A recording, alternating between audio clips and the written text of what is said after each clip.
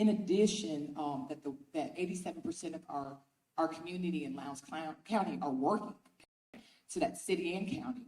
But the wages within the city limits are minimum wage, and so this hunt development is a great way of upskilling our community members for higher paying jobs. So this is just such a worthwhile project, and we're so excited to be a part of it. Board, do you have any questions or comments, Mrs. Spears? Yes, ma'am. Looking at, this may be something, I don't know, we talk about next session, I was just going about what's posted up there. Alternate 1, alternate 1A. Alternate 1, obviously, exterior impact resistant type windows going back in. Versus the insurance company that looks at it and says, every window that you replace is going to be more energy efficient, more everything efficient than what you had there that was put in 30 years ago or whenever those were installed. So if 1A versus 1, if 1 is selected and it is the more enhanced option, is that why we're saying, well, FEMA's going to pick up an additional cost over that amount, and so now the district, you're going to have to pick up 12.5% of that versus option 1A that the insurance company knows that, realize they're going to have to put back in the doors and the windows and things to put back the building. Yeah. And so they would pay all of that cost versus us putting an enhanced, benefit or an enhanced window, enhanced door frame, whatever you want to call it, just because it is an upgrade. That now we're, as a district, we have to pay 12.5% of that cost that the insurance company doesn't cover and MEMA don't cover. Yeah, so the insurance company is going to pay, we do go forward and get everybody funding there. So we do go forward with these bids here a little bit. Then the 1.1, the insurance company would pay that no matter what. And then so the alternate to do all the windows, that's a FEMA hazard mitigation option, is $2 million, I think, and I can't see that part. But so you take that million off of that, and the FEMA will make up the difference between what the insurance company will pay and what the cost to do it is. So the cost to upgrade would be $1 million. So FEMA would pay 75% of that, and then MEMA would pay 2.5%. So just theoretically pay 12.5% of about $1 million. So we had to pay $125,000. Yeah. But the thing is, on those schools, Mr. Bridget, you look at the original building and the annex building, it's all windows. To be able to have that school, all new windows and all new doors for only $100,000 would be it's something I think the board really should look at hard. And plus it, those are they still don't open and close. There's still just single pane glass. A lot of the glass is still just plexiglass. It's not any really glass anymore in there, so it will really be a huge benefit, I think, for a district. Probably pay for itself in a couple of years just to energy savings alone to have insulated glass in there. So, yeah, that answer your question? You did, and that goes back to what I've been asking from day one is what's the district's cost? Right, yeah, and so the insurance company, what we're trying to get them to pay for is what they owe us as a contract, which is replacement cost. And the windows got blown out, the doors got blown out, the roof got ripped off.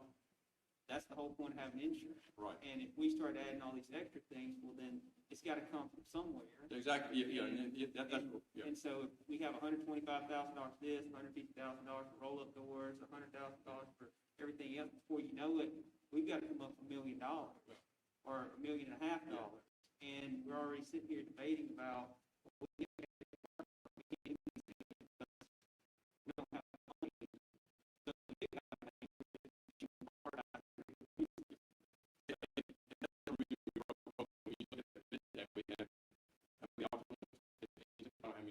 So that's the way we broke it out so the board can see exactly, what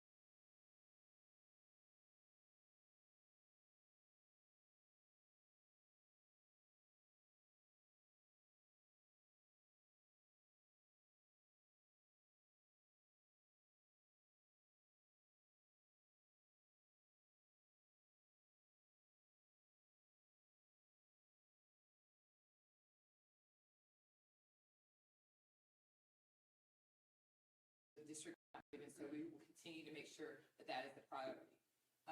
Focus on strategic planning and student-focused leadership. The Hunt redevelopment. Well, I just want to commend the board because this project, after reading the economic report that was done by P3 Strategies, I know more than ever that this project is one of the best things we'll end up doing for this community by providing the skills for community members and our students, our GAP students, to be able to upskill and learn workforce development skills in order to improve their income levels. And so now more than ever, I knew anecdotally what we needed specifically because the changing of our economy, but seeing it in paper all over the state between us, Moss Point, and Jackson County, Jackson Public Schools, as opposed to other schools in the district, social economic status, and the other criteria, this is more needed than ever. So we're excited. Thank you, Mr. Hanfield's legal team, for reviewing our MOUs. Those are ready to go. Of course, we'll analyze things as we get information from the insurance company, but we're in the process of making sure all these things happen. MDE has received the reconfiguration information. Workforce is the wave of the future in 21st century as the district continues to innovate, and will continue to market contingent on getting the information and the correct timeline from the insurance company.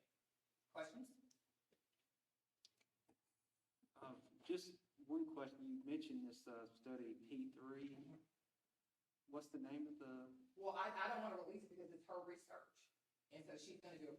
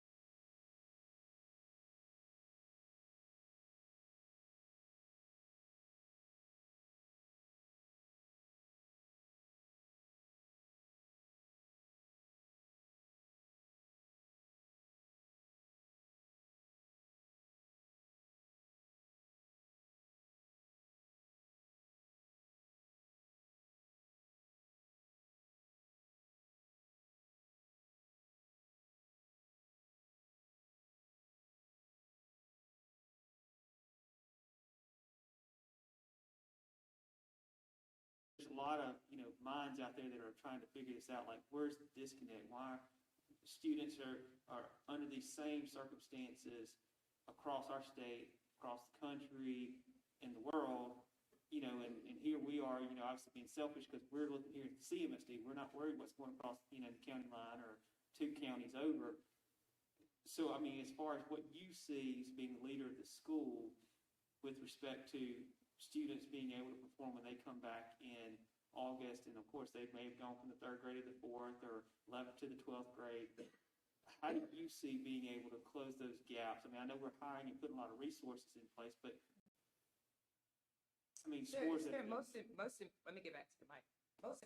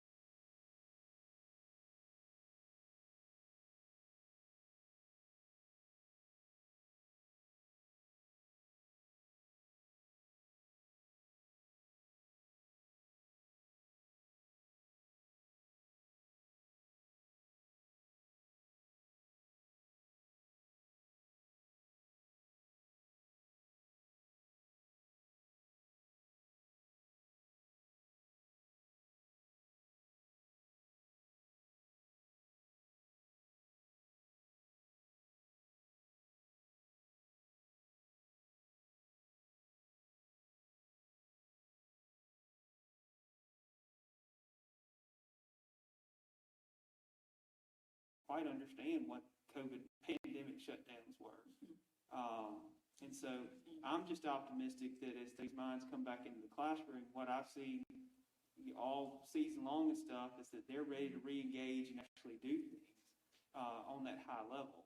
You know, all children are resilient. They handle things better than we do most times, but we will have the services, resources ready for them. Academically, I just feel like we'll continue to do the work. You know, I want to commend our teachers, faculty, staff, and administration to stay in our district and continue to stay year after year to do the work that it takes. And so we're getting some great resources. We have a stronger focus. We have more resources than we had than ever. And so we'll deal with the trauma. We've been dealt some bad cards, like a tornado, pandemic, but you know, this is a resilient district, and I'll take this 590 employees with me anywhere because I feel that we're going to do it and achieve. Ms. Young has a question. Yes, Dr. Labat, you had mentioned, and I know you talked about it before, the workforce initiative and the adult education that's going to be offered at Hunt. Can you enlighten us where you are on that and a little bit more about the resources that'll be available? Okay, yeah, that's through the MOU. I have not released that, that's been approved. But all the programs will be through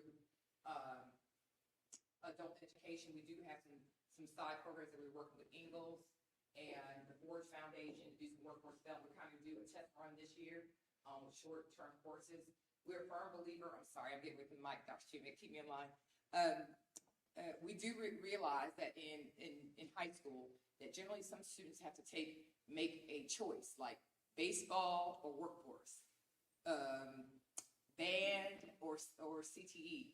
And so part of being an innovative district is we want to create more options and opportunities for our students and for those students to be able to take short-term courses.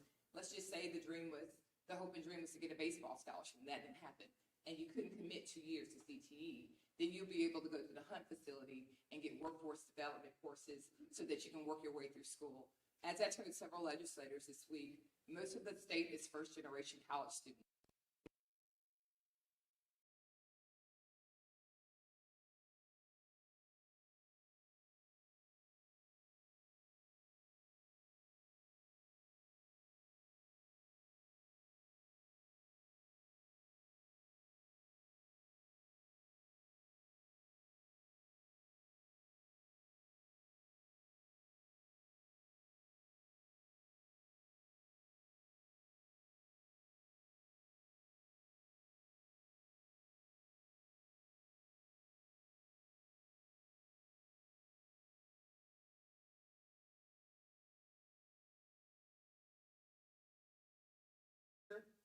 And losing a child will turn this state upside down, and it will turn this community upside down.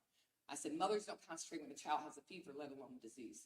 So we will do what we need to do and put all of the infrastructure that we put in place for safety again this year. So just know when you come in, you're going to have to do the questionnaire to our building, those of you that go in the buildings, and we will continue to do the things that we need to do to keep our students and employees safe. I will say this on the back end. Sometimes I really get thanked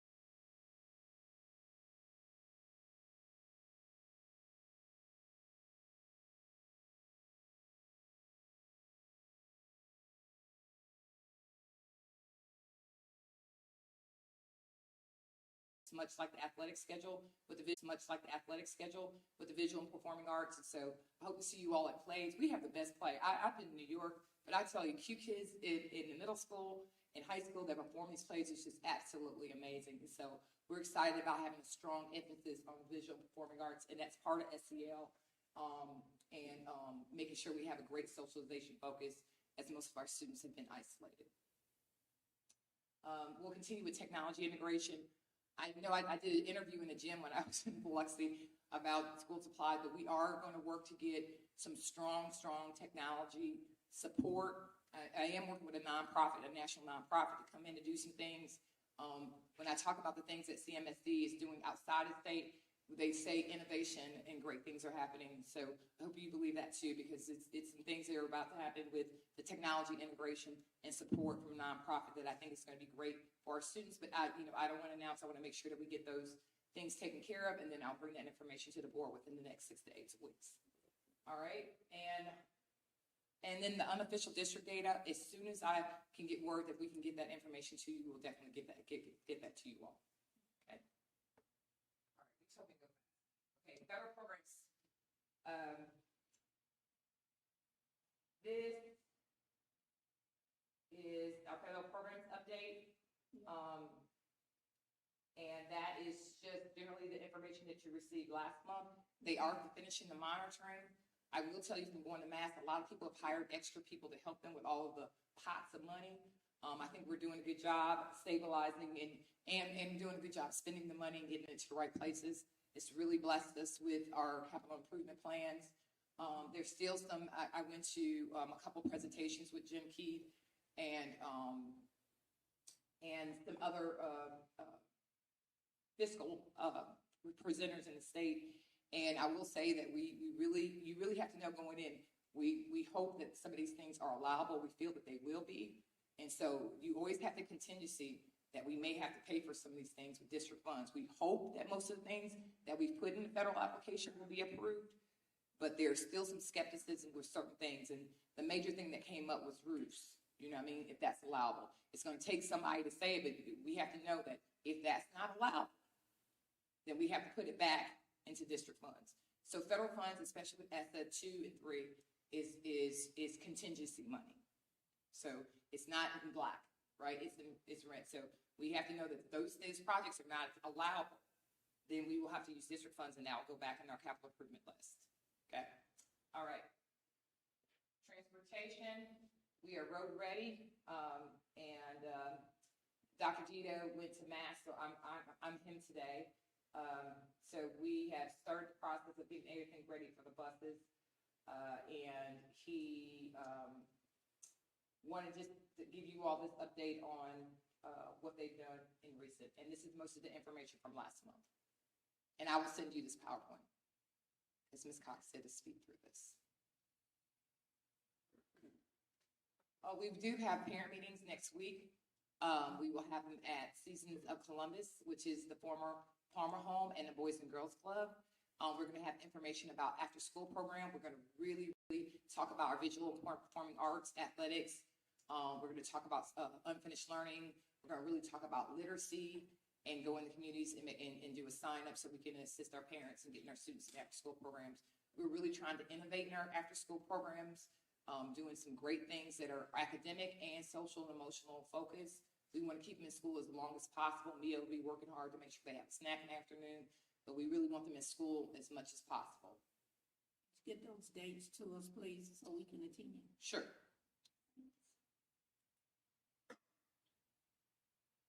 All right, this is the technology update.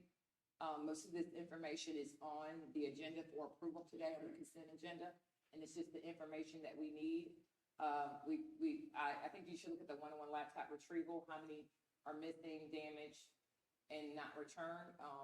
We are working on a letter with Mr. Henfield to get that information back from parents about some of the laptops that have not been returned.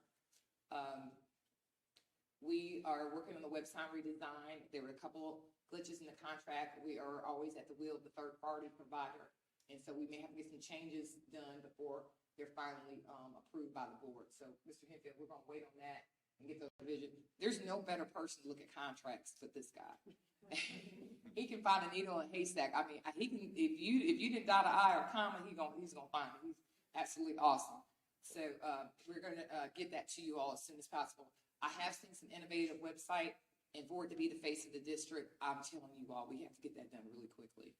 And like I said, some of the grants that I worked on, and I couldn't find information on my own website, we really need to get that done ASAP. So as soon as the revisions are done, we'll make sure we get it to the board, hopefully for the review meeting to make some changes so we can get that done. So the face of the internet in our district will be in good hands. Still working on the Cook Auditorium, folks. That's for the sound equipment. Hardware refresh. He's evaluating that. It's good to have a millennial in this position. He really stays on it, and he has a lot of energy. Mr. Lawton is doing a phenomenal job. Old hardware retrieval, and then hiring update. We do need to get another tech person. He's working on that. Michelle, did you want anything? Or you're just, you know what I'm saying? You just here. That's right. All right. Lawton's out of the way. Special education update. We will have professional development the first week, and convocation on August the 5th. So we will really be doing some intensive special education and a lot during the year. We're going to really go over roles and responsibilities, classroom behavior management, baseline data, IEP training, co-teaching. I don't know if Ms. Lanier has given you the statistic, but we have more child fines now than we ever have. But that's across the state. So, and I do think a lot of it has to do with trauma and unfinished learning. But we are definitely seeing a spike in the number of students parents that are requesting child fines for their students, for their children. All right, and together we fly. Thank you very much. Thank you. Thank you very much for a thorough, exciting, quicker report. Thank you very much, Dr. Levant. We're moving right along. And before I move on, I would really ask to just pause a moment. And I see that we have some very special guests here. And please forgive me for the lack of acknowledgement early on during our meeting. I'm so used to following straight through the agenda. But we do have our mayor, Mayor Gaskin, here this evening with us, our vice mayor, Reverend Mickens. I've always called him Reverend Mickens. We have our councilwoman, Stewart, and Mrs. DeChico. Did I say it right? Yeah. All right. Thank you so very much for joining us. And thank you for coming with your wife, Mr. Stewart. We really appreciate your presence also. And you are welcome to attend our board meetings whenever they're scheduled. Thank you so much for coming.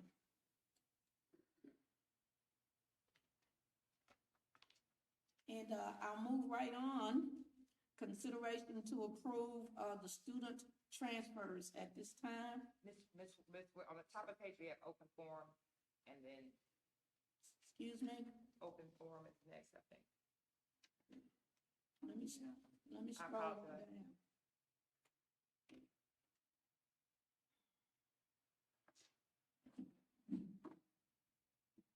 Oh, yeah. I think I went to the superintendent's travel report.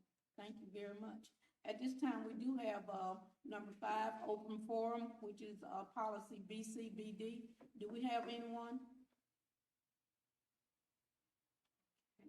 We'll move on to item number 6, Office of the Superintendent, Dr. Labat, school operations, the superintendent travel report, and any travel reviews at this time. Just that I attended the MASS conference, and it was a strong focus on equity reform for public education as it relates to accountability, a lot of information on ESSA funds, good information on legal updates, and was able to share ideas with a lot of my colleagues. Who was able to meet with several legislators and to discuss some key issues with education, and look forward to what we are doing in Mississippi as we move forward and what we'll do as a district. But it was a great learning environment, and we brought a lot back to the district that we can use to better ourselves. Thank you very much.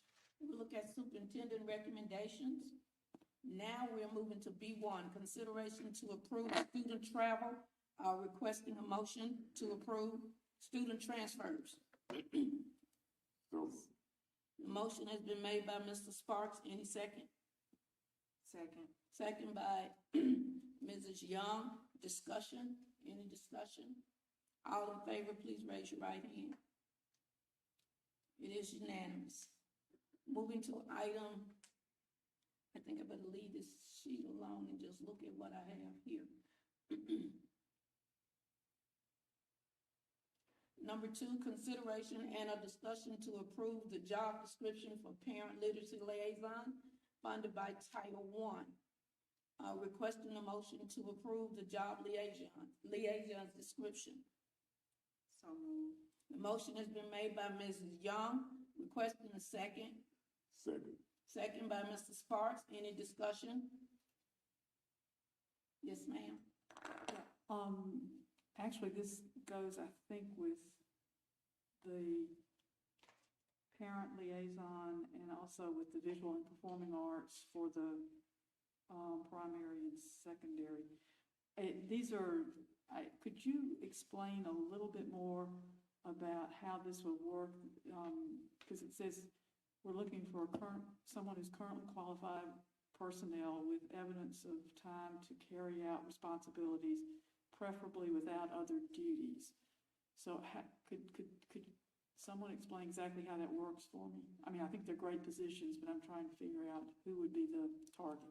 We just want an employee that's going to be strongly focused. So just like public relations, we've always had in the district previous, we gave somebody a stipend that didn't do it full time, wasn't able to focus in detail on what needed to be done. Our students are important. We want to invest and make sure that that person is able to put most of their focus outside of their regular responsibilities to visual and performing arts. So we made that an emphasis. Sometimes when there's supplements, people may we want to do it, and it may not be as strong of a focus. So we wanted to emphasize that that's what we're looking for. Any other questions? Yes, ma'am. Mr. Speaker? So is this a supplement or is this an actual position? It's a supplement for visual and performing arts. Yeah, I think it's for the literacy is 3,000 and for the 2 visuals. I was just make sure, 'cause when I saw $3,000 for a job, Right. I mean, good luck. Right. No, I guess my only concern was, say you get, I think of teaching as a full-time job if you're carrying a full load. So I was trying to think of how you would add on to that and still be able to do both without falling between the cracks. I think the primary narrative for having that statement is just making sure that you can be very present in the evening at these activities, promote it, help market it, and outside of your responsibility of teaching, that this would be your sole responsibility. Okay, thank you. Are there any additional questions concerning this? Okay. The motion has been seconded. Discussion's been made. All in favor, please raise your right hand. It is unanimous. Let's move to item 3. Consideration and a discussion to approve the job description for the visual and performing arts coordinator funded by Title I also. Let me add to that, these positions, as we have read, they are listed under supplementary duties. So a lot of our teachers that are teaching here in the district, they also do other, they have other jobs responsibilities. In a regular contract, it says, and all other duties assigned, and I'm sure that our staff would be, they are eager to do this. Likewise, when we look at our athletic department, we have coaches and assistant coaches that also are teachers, but at the same time, they're holding coaching positions. So in the effort to build the athletic and activities department, beginning from pre-K through 12th grade, these initiatives are very important for us to include in our total educational plans here within the district. Number 3, consideration and a discussion to approve job descriptions for virtual and performing arts coordinators. All right, there is one for, elementary and secondary. Requesting a motion to approve, please. So moved. The motion has been made by Mr. Spears, requesting a second. Second. Second by Dr. Schumate. Any discussion? Any discussion? If no discussion, all in favor, please raise your right hand. It is unanimous. Thank you very much. Moving to item 4, consideration and a discussion to approve update to salary schedule number 31. This is child nutrition. We need requesting a motion to approve. So moved. Motion has been made by Mr. Spears. Second. Requesting a second. Second is made by Mr. Sparks. Any discussion? If no discussion, all in favor, please raise your right hand. It is unanimous. Thank you.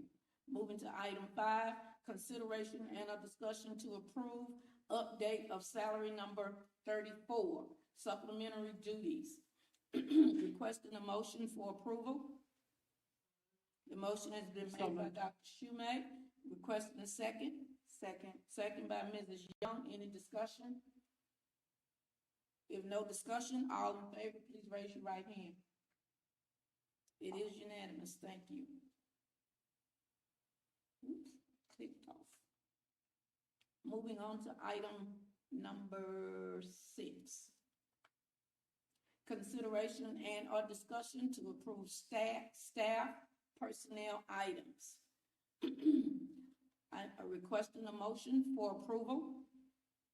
So moved. The motion has been made by Mrs. Young, requesting a second. Second by Mr. Sparks. Any discussion?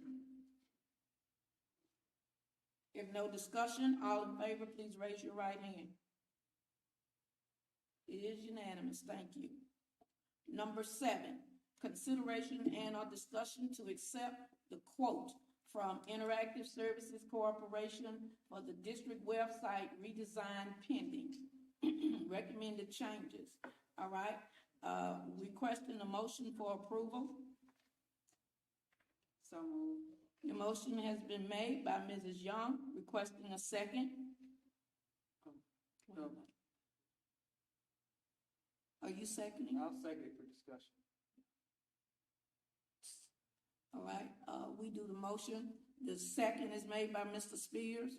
Okay, discussion? Which of the ones we're being presented with? Because there's 3 here, for different terms. Number 7? Yeah, he did decide to go with the highest bid. And I said, because obviously we can't approve all 3. No, we just went with the highest bid.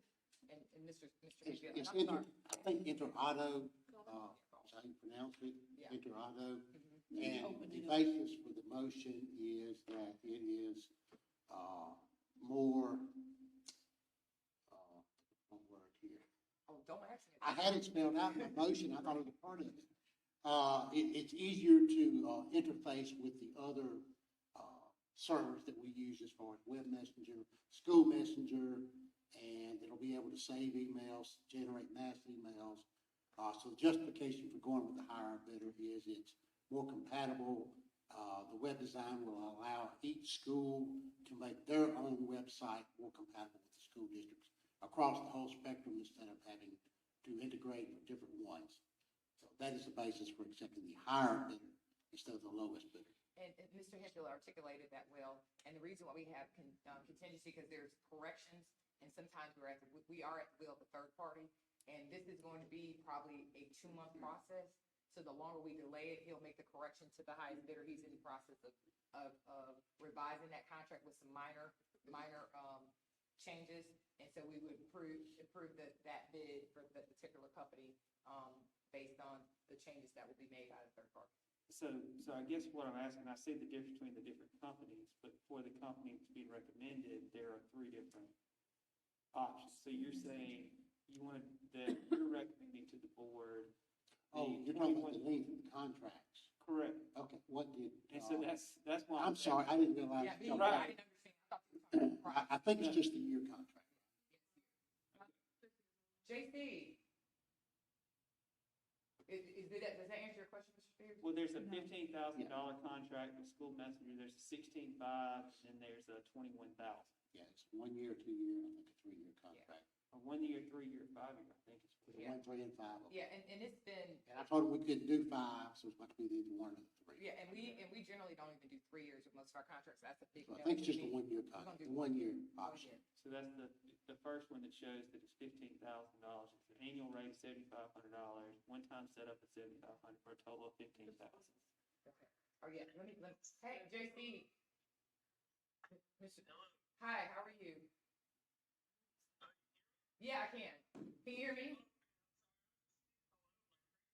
All right, it's okay. Mr. Spears is just verifying that highest bid, and we're gonna do a 1 year contract. Could you verify why you selected it? It's gonna be 1 year, and the terms of the interface with the other programs we purchased.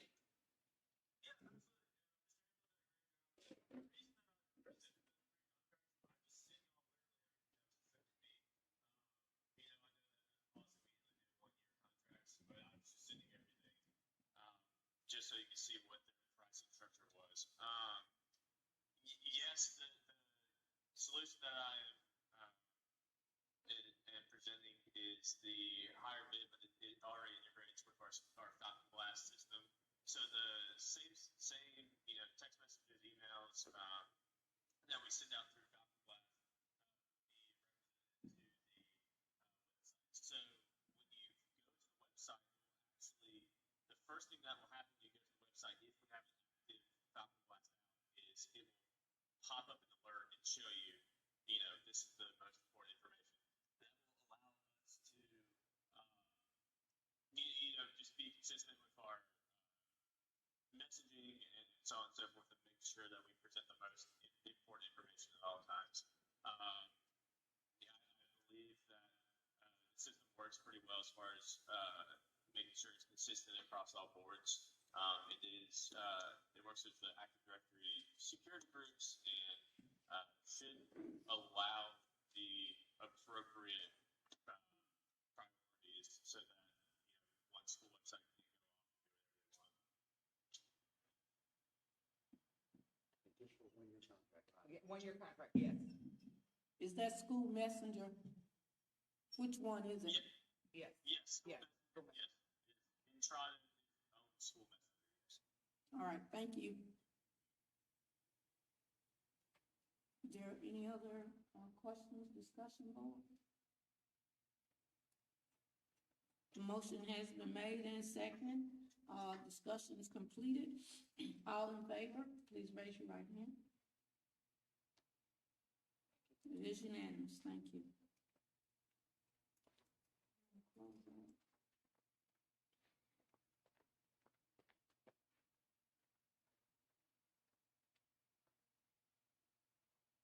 Moving on to item 8, consideration and/or discussion to approve the National Center on Education and the Economy, NCEE proposal.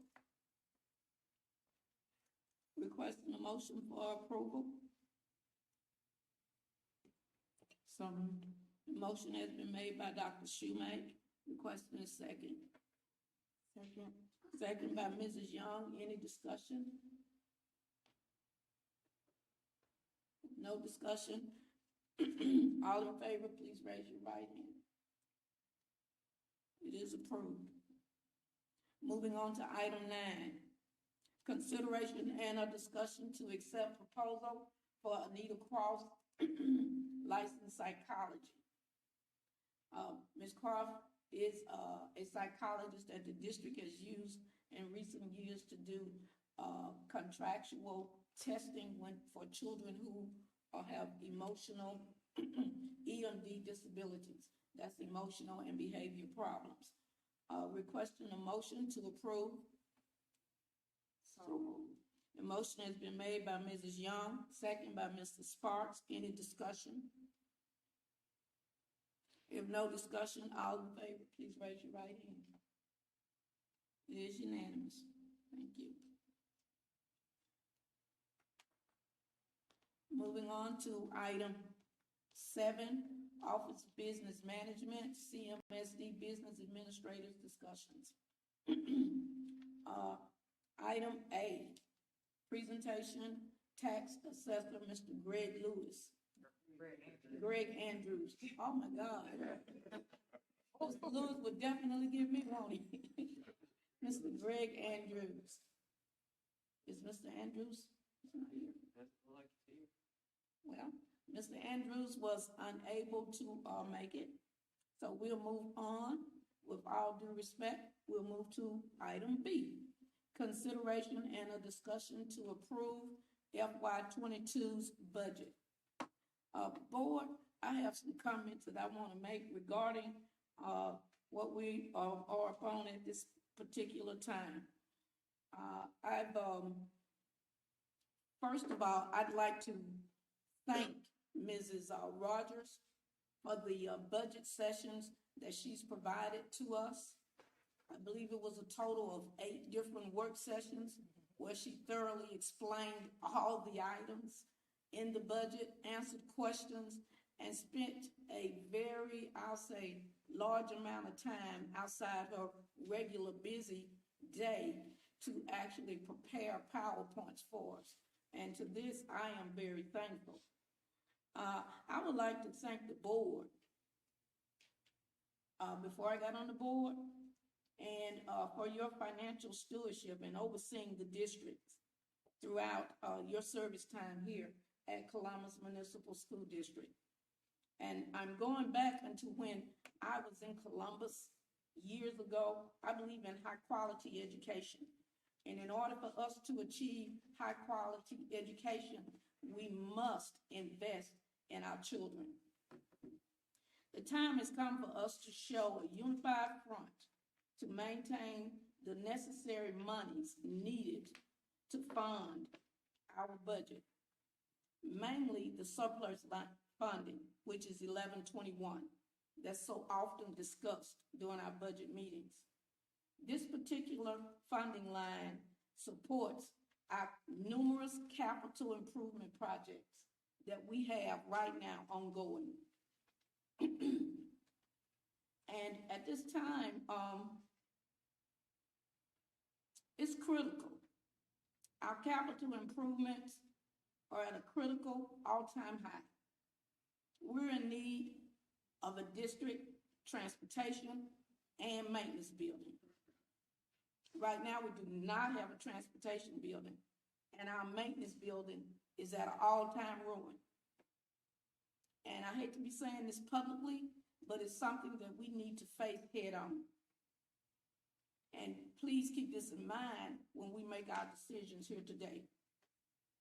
This information has been outlined. We've had Mr. Little, and he's left, Dr. Dito, and along with us ourselves, when we did our tours to all the schools, and some of us went to some of the facilities, we have a detailed outline of all the continuous upkeep that is needed from our school buildings to our athletic facilities, our complex, the grounds, the parking, the roadway, and the list goes on and on. There are multiples. Our needs have outgrown the financial progression and stability due to the lack of an ongoing maintenance upkeep. And you look at the personnel. We have a low personnel count in the maintenance department where our maintenance people are able to actually do their jobs. Likewise, the equipment that's needed to appropriately perform these jobs.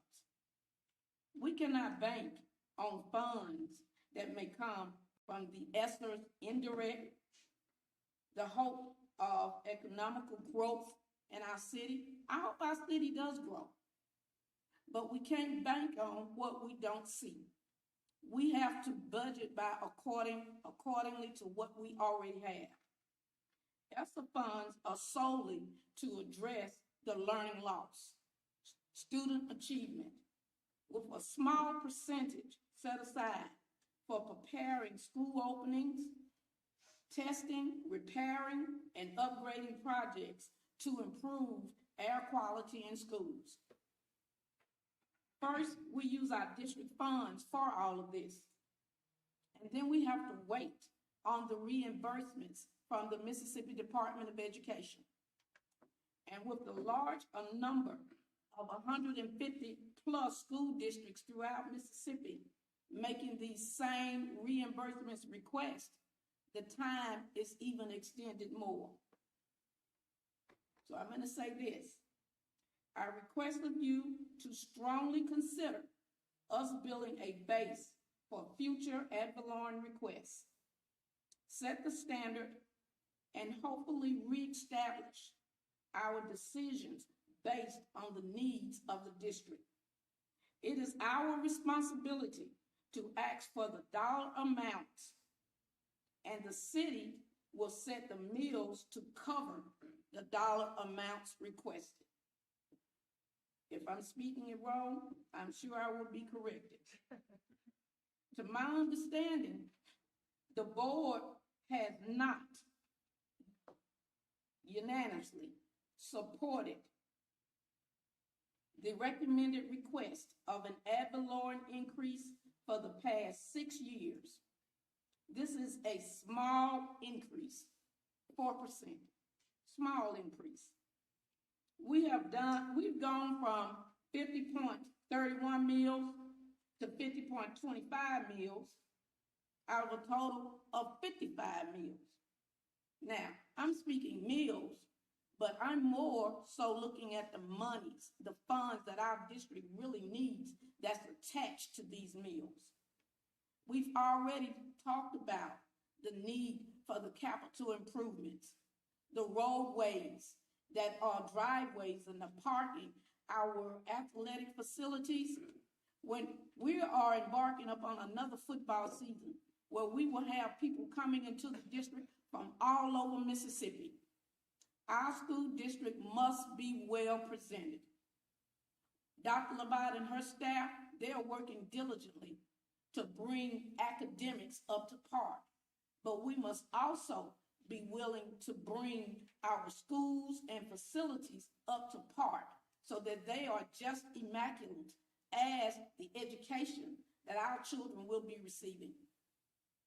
Our children are going to do it. I have no doubt about it. They will excel. We've done it before. Years ago, they were said that Union Academy would not make it. Getting ready to close Union Academy. Union Academy became a level 5 school district, and the district administrators were totally applaud. They was, what did Union Academy do? The same types of things that are going right now in our district. Innovation, parental involvement, support, and respect. We say we do not need to request an increase and that our district is doing fine. To me, doing fine is not well enough. Setting low expectations on education and schools and our facility maintenance, that's not doing fine, which is now a genuine need for attention. My point is simple. We must build a sound financial base to fully support our children's education, have safe and attractive schools and facilities that will represent the district of academic excellence.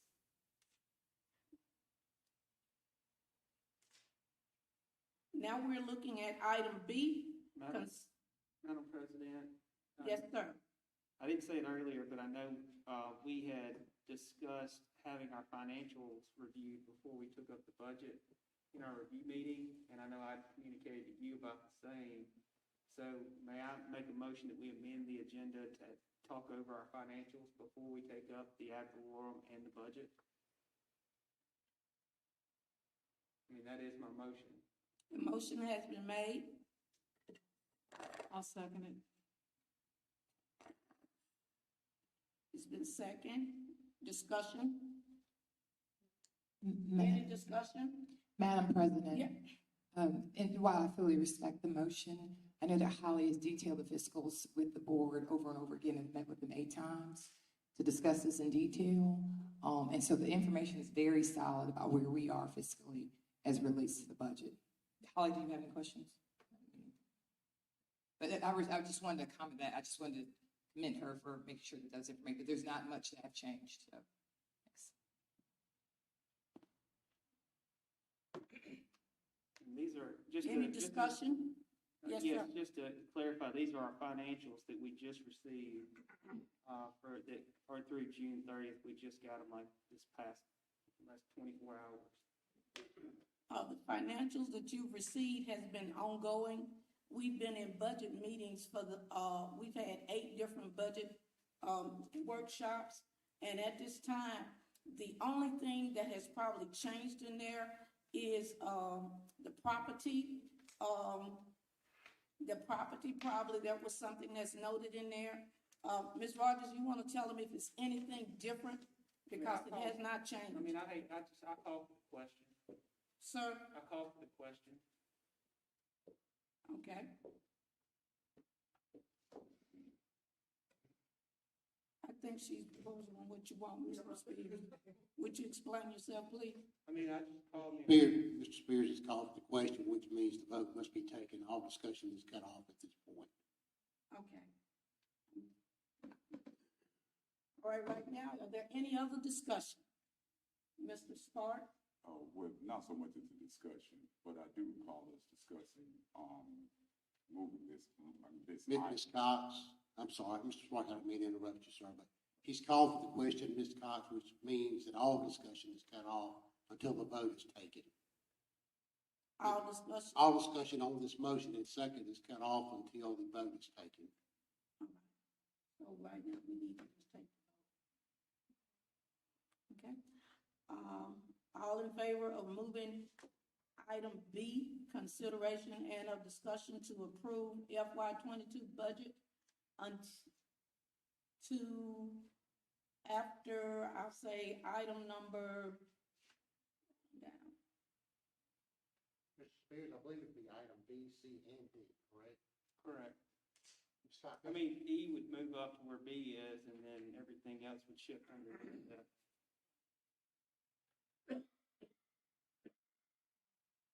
Okay, I see what you're saying. Consideration and a discussion to approve the budget will move down to, it will become C, and C will become B. Is that what you're requesting, Mr. Spears? E will become B. E will become B. E?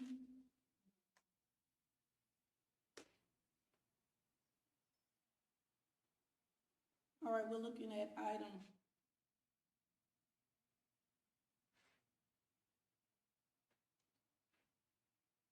Okay, from the way I'm looking at it, E would become B. That's correct. So we'll put, all right then, I see what you're saying. So the next item, would be item C. Yes, ma'am. All right, consideration and a discussion to approve 2021, 2022, the ad valorem request? No, ma'am. The regular monthly financials needs to go as of B, and B, C, and D need to be taken down 1.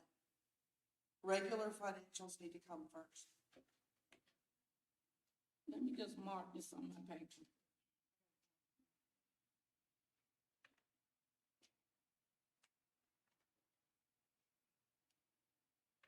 All right, I'm following you. So at this time, item B and item E will switch. No, No? item E becomes item B. So if item E becomes item B, Everything then else switches, it goes down just 1.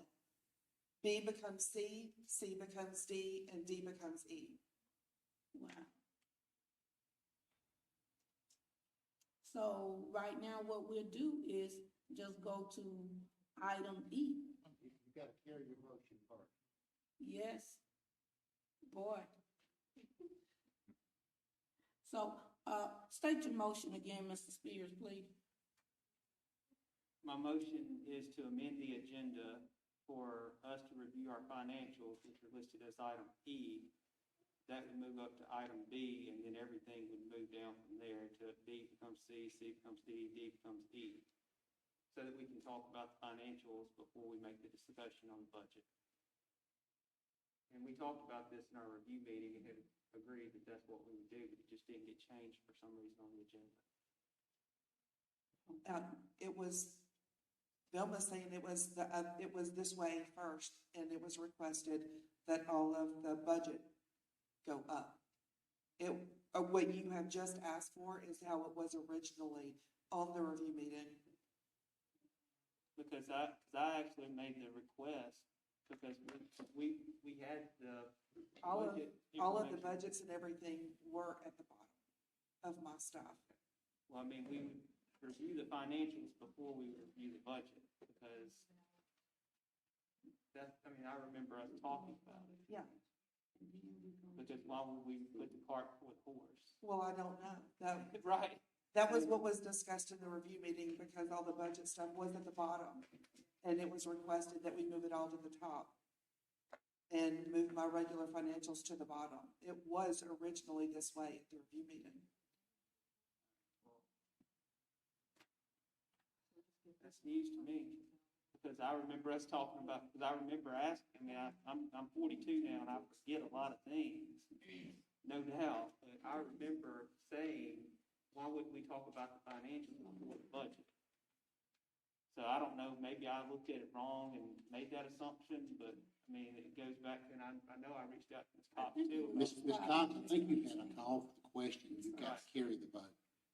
Sir, You've got to carry your vote. The discussion needs to be cut off for the Robert's rules. all right, so the motion has been made to, move the items. All in favor, please raise your right hand. All right, 2 to 3, motion does pass, the items will be moved.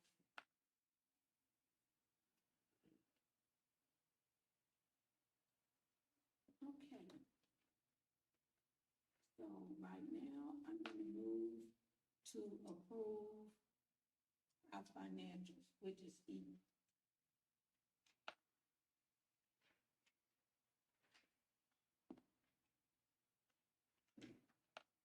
Requesting a motion at this time.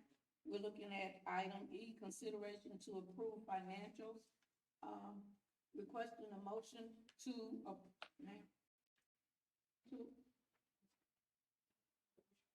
excuse me.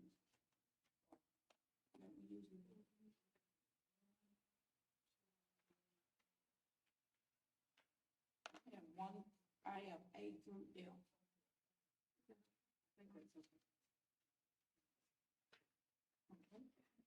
What I was about to say is, requesting a motion to approve, the financial, number 1, items A through L. Items A through L. We have a motion to approve. So moved. The motion has been made by Mr. Spears, second. Second by Mrs. Young. Discussion? Yes, ma'am.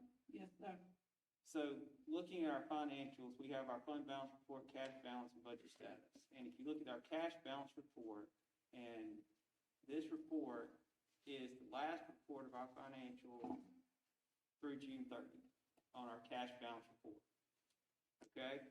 And while I know that our school year goes from July the 1st through June 30th, that's our fiscal year. And so now we go through a period between now and October or late September of closing the books for this school year. And one of the things that we go through every single month when we review these financials is we look at our fund balance, 1120, 1121, it goes into the 2016 sections, 1840, all these different numbers that we go through. And my whole point that I wanted to look at our financials is to make certain that we're understanding all of what we're seeing. Because our Fund 1121 was established so that we would be able to do our capital improvements program. And of course, any dollars that were above the 15%, when we set up the policy and moved it to 15%, was those dollars would go into Fund 1121. And certainly from 1121, we've done various things like Meals for Athletes, we've done the bicentennial, we've done everything that we need that you see that are also other fund balances that are listed there. Some we've closed out, some that are still open. When I look as of June 30th, and I see our Fund 1120, $6,924,223. I do realize that there are additional adjustments for closing out accounts for, fund balances, different things. But one thing that I want to make clear is that Ms. Rogers versus former business managers closes out our fund balances that are related to Fund 1120 every month instead of waiting till the end of the year running a negative and then trying to do it. So if you look down your fund balance sheet and you see different negatives like you do for Title I and some of the others, those are fund balances that are at a negative but are reimbursed from those federal sources. So they're not coming out of our fund balance for a long period of time and never coming back. They're just simply closing out the books and then being reimbursed from those respective revenue sources. Now, the critical point is that we have a policy that we changed last year from 15% to 12%. And it says by us having 12%, that 12% is higher than the recommended 7% that the state made. But by our policy, if we were to take our district revenues, which are somewhere close to $29 million, and multiply that by 12%, then that means to meet our policy threshold, we would need about $3,900,000 in change in Fund 1120. So that's $3 million more that's showing in our fund balance than what our policy states. So after closing adjustments, after, other expenditures that may come through that are credited to this year for buying this and things that we're trying to buy for this year versus in next year's budget, that means we would have to spend $3 million to basically get down to our 12% in Fund 1120. And so anything that is above that 12% by our policy, once all those closing entries are done, would go to our Fund 1121. Now, being right means you're only half wrong when it comes to math.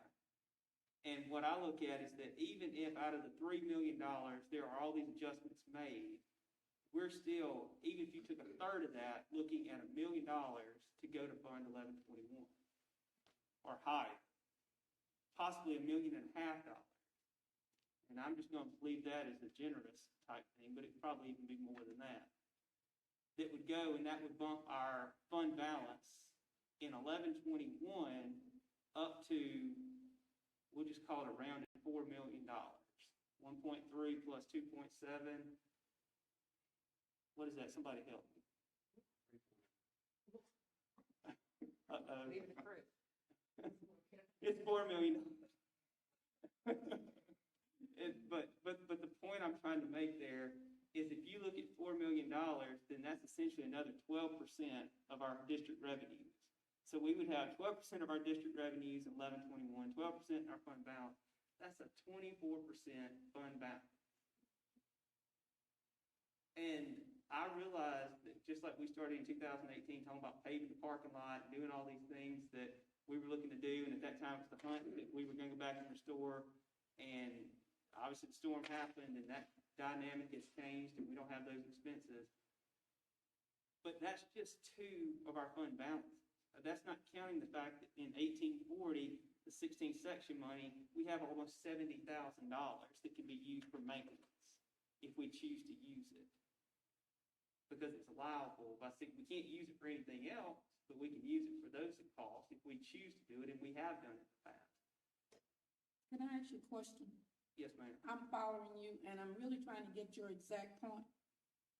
My exact point is that we're talking about we want to raise and take more taxes on the local base when we're having more than enough that continues to come in, and I say this because I've been on the board almost 10 years, and I've heard this every year for 10 years about how we need to increase taxes or we're not gonna have enough. And I've watched these balances go up and up and up. And on top of that, I've seen them get chopped down by, after we approve a budget, walk in here for $700,000 wish list about different things. And it goes forward and we lop off these things, and then all of a sudden it just keeps emerging and coming back. See, you're Madam concerned, Madam excuse President, me, let me say something real quick. All right, I can't really speak on what happened years ago. Okay? I was in another district. I was in Columbus before though, and I have been in administration for a long time. And when it comes to, you're looking at the fact that, yes, in 1121, we probably will end up with more money in there than we currently have by your analogies. Now, given your analogies, I'm going to say it very discreetly, prayerfully. The point is, our district is in a need. And we're banking on moving monies around and waiting to see what happens here before we can do this. We've made this conversation, and I've heard this years, and you know, with all due respect, I've listened to you all's points for years. This is my third year on the board. And from the way that I'm looking at this, I see that strategy, sometimes you have to rethink the way that you've been doing things always. All right? Look at the total benefit of it. If 1121 surplus ends up with $6 million, that's a good thing. We don't have to keep ourselves at bay. You never know what our needs will basically be. Right now, we're in the need for a transportation and a maintenance department where if we do find somewhere, it's gonna have some extensive renovations. We knew from the beginning with the Hunt project, the museum is there. We can't take the museum out. The museum is a part of Hunt. Yes, we realize that I don't know what happened years ago, why the warranty was not kept up. I don't know, and I try not to go back to what happened years ago and try to look forward as to where we are today. You know, I see where, I understand that, your points, but you start looking at this in a different way. If we don't begin to build a base where we are requesting, and that's just a small amount of money. You're all acting like we're asking for a lot of money. This is just a limited amount. And this limited amount will build over the years. Yes, it will. And then Columbus can have what I say a budget so that we're not dependent on her doing all of that, maneuvering the monies around to see where we are. Ms. Young, I haven't heard from you. I could say a lot. I guess, you know, I kind of go back to where I started here. This is very near and dear to me. And as I stated last year, you really have to understand the hearts and minds of serving underprivileged students. And I think that's the one thing that I think we work well together as a board. But to me, that's grossly negligent as a board to continue to make these type of decisions. We are circling back and pivoting back to the same thing. But my one question is, why not? To me, it's very embarrassing when I go to schools that I went to and attended, and, you know, they're marginalized. And I often have wondered, is it because of the students that attend those schools? There's not one school in this entire Golden Triangle area that looks like our school district. Not one. Not one. So why should we have to make them, we're not supposed to be in day-to-day. So are we asking them to continue to move money around and hold money so that we can move forward? We have huge big ticket items that we know we have to contend with. We have to make those decisions. So you're saying, oh, don't do that. I know that if I had a child, and I do have a child, I would not go lacking without feeding my child for 6 years. Why are we not marginalizing our students, the community, the teachers, the administrators, Dr. Labat, everything that we're trying to do to move money around? We have items that are in excess of $6 million that are not going to be covered by ESSER. And I understand government funding. I work for the federal government. They may not get those funds till next year. So I don't understand the rationale. I understand savings. Yes, we all need to save. We all need to make and do better in everything we do. And we know that we have funds there, but it's going to take more. So imagine where we would be had we requested, you're talking about $400,000. And you don't want to ask the community. It's not up to us to determine how or where they ask for a meal increase. They may not even do that. That's up to our council members to determine where the funds come from. That's not up to us. But we're trying to get into day-to-day operations to determine what we need to do for the funding. Our job is to make sure that it's there. And based on what I'm looking at, what we have is not going to be enough. Madam President, may I address the board? Madam President, may I address the board? As a superintendent, first of all, I want to thank y'all for giving me the opportunity of a lifetime. I don't have a mic. Sorry. I'd like to thank the board for giving me the opportunity of a lifetime to serve the children here. But I think the fiscal requirement of us asking for money is not only about the money, but I feel like Ms. Young feels that, you know, sometimes when I hear this conversation, it's very tough for us to talk about the businesses and the people that don't want their taxes raised instead of the children. So if I ever get flustered when you're speaking about who taxes we're not going to raise, it's because it's not about the kids. We're trying to save other people money. And I remember somebody making a statement in the last 2 weeks about leaving something on the shelf for somebody else. I don't have homestead exemption here. I bought a home here, and it was expensive, and it's a very small home. And I gracefully take my taxes down to the tax assessor. I'm willing to invest in these children. Because if you can't fix CMSD, you can't fix the great state of Mississippi, and you can't fix America. Most of the students in public school are brown and poor. And until most of us take what we have and invest in them, it's not going to change. And we send a message to our community. The only way where a man's money is where his heart. Did your mama tell you that? I got a stubborn mama. And so we have to start investing what we need. I don't think our students have to wait for the roof to get fixed. Y'all know we're waiting on it, right? So when it rains in the first week of August, our kids will be in buildings where roofs are leaking. Because we're going to take our time to fix the things that we need for our kids. We're going to take our time.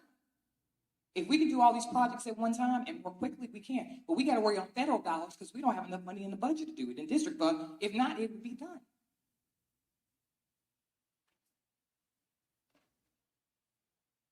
So we on a time scale to finish these things. We have to wait for ESSA 2, ESSA 3, because we don't have the money in our current budget. So I'm just asking you to prioritize our students and make a decision. It is completely a board decision. And I respectfully accept whatever decision you make. But I came here to advocate for students, and I'll continue to do so. Ms. Rogers, do you have anything? The only thing I want to add is we do have an extensive list of capital improvements that we want done.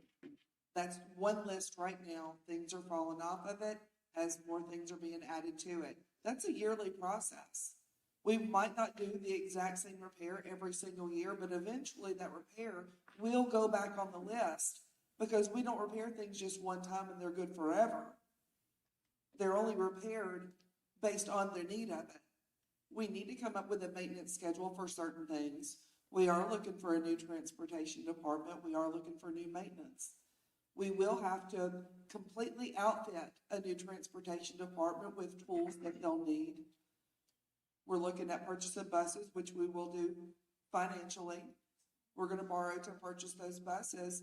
But the one thing that really worries me in the long run is we have all this money and we can make it work for us for everything we have on our list right now and things we may put on our list in 2 years.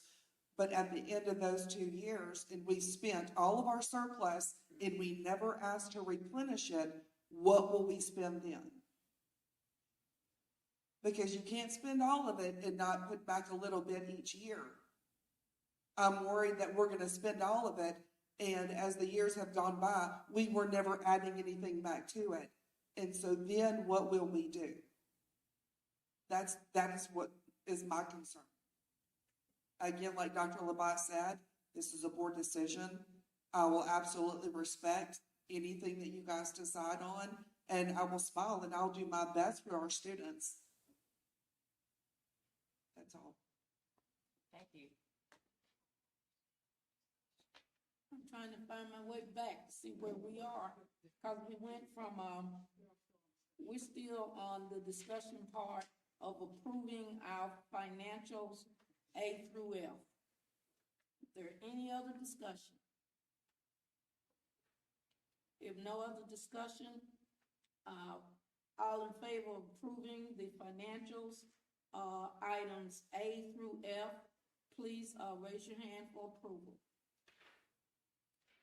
It is unanimous. Thank you. Moving to G.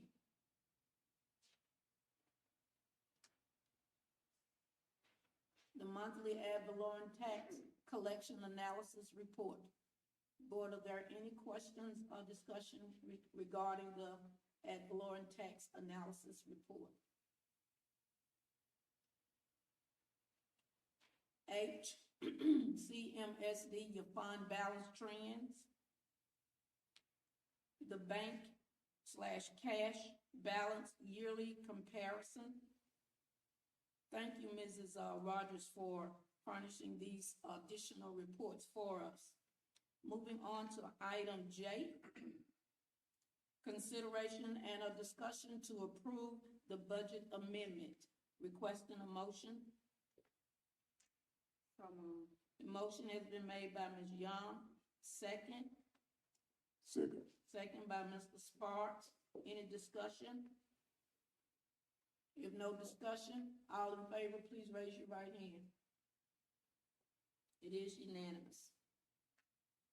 We're at item K, the claim dockets, the claim docket updates. Requesting a motion to approve the claim docket update. So moved. The motion has been made by Dr. Shoemake. Requesting a second. Second by Mrs. Young. Any discussion? Just one question. Yes, sir. Because I know this is a repeat of what we had at our other meeting, even though there's additional entries added, but it still shows 1120 on the AC unit that was on here that we questioned the last time. I just have not made the journal entry yet. It will go from 1120 to 1121 right now. The reason that I put this back on there is the items that are highlighted for some really weird reason, and I think that it's because when I was entering them in, the date that I entered them in to process allowed them to remain off of the report the board received last week. So I wanted to put it back to the board and highlight the items that are new to this report. And so I just want to make sure that, because we were going to be, the board was going to be brought back up to speed as to whether or not the one that was listed as 1120, that should have been 1121, might have been Fund 2594. Because we were going to see what location that it was at, as to whether or not, so have you got that information for us? I do not.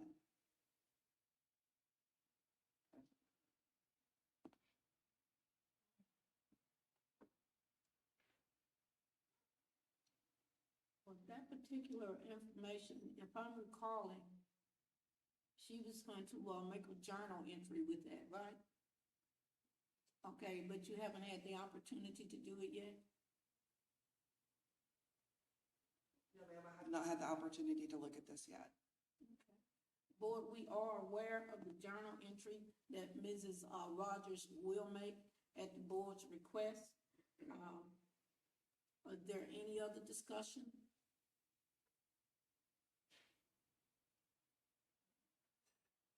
All in favor of approving the claim docket update, please raise your hand for a show of approval.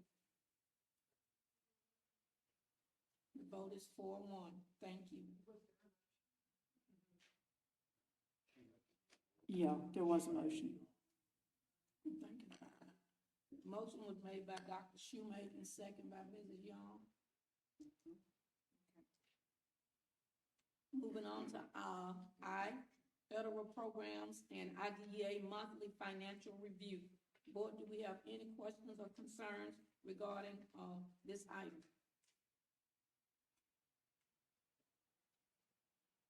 Moving right along. We're at our consent agenda. We got. Oh, I'm sorry. Yeah, going back. Right. Now we will go back to item B, C, D, C, D, and E. and E. That's on our original agenda. So let's start with C then. I'll just maneuver back to C.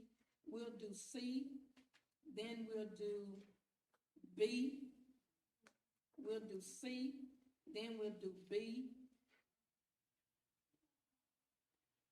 Is that it? Yeah. C, then go back to B before we go to D. Is that what you all requested, right? Go back, go C, D, and E, everything just slid down. Oh, I thought he wanted it that way. It'll be approve the budget, approve the ad valorem tax request, and then approve the ad valorem tax resolution. Okay, I was thinking they wanted C at this time. All right, we'll move right back up to B then. Consideration and a discussion to approve the FY 22 budget, requesting a motion. I'll make a motion that we approve the budget for FY 22 with the local request being the 1920 ad valorem level with no increase. The motion has been made. Second. What year did you say? It's the 1920 that's being recommended, but without the increase. The 1920 without the increase. Because that's the base that was recommended that we use. Second. Let me pull that up.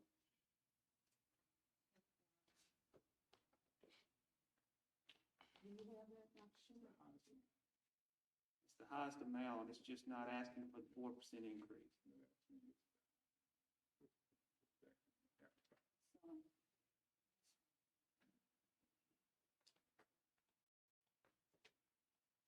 That's the FY 20 without the increase. The FY 20, the motion has been made. Right, it'd be the FY 20 base because it's the 1920 school year. So it'd be the FY 20 base, but without the 4%. See, now, hold on.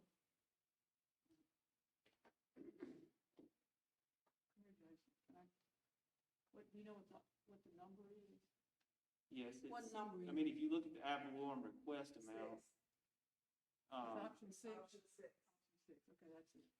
Okay, that was the one we was looking at. Yeah.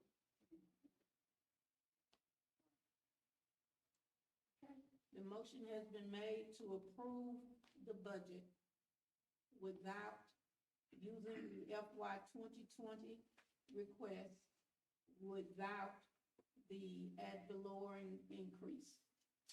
Is there a second? Oh, Mrs. Sparks, I'm sorry.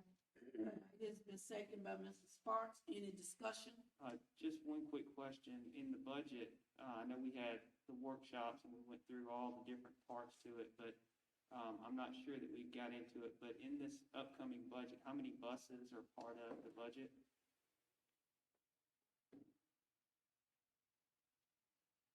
Supposed to be 11 purchased. Okay, so they're in there based on us taking the money from either the master lease or out of our savings or something like that. They're budgeted into this upcoming budget year. No. Remember I said that we didn't have a final figure from them yet, so no, it was not included. Okay, and what about maintenance for roofs and different things? What is that amount that's in this coming year budget? What, general maintenance for roofs? Right, because I mean, that's something in every budget we need to account for. So I know what we had this past year's budget, but for this coming year's school budget, what's the amount that we budgeted? Off the top of my head, I don't know. I'd have to go back and look and see the worksheets that Mr. Little submitted. Thank you. Will you get that information to us? Any other discussion? Yes, I have something I want to say as well. Okay, about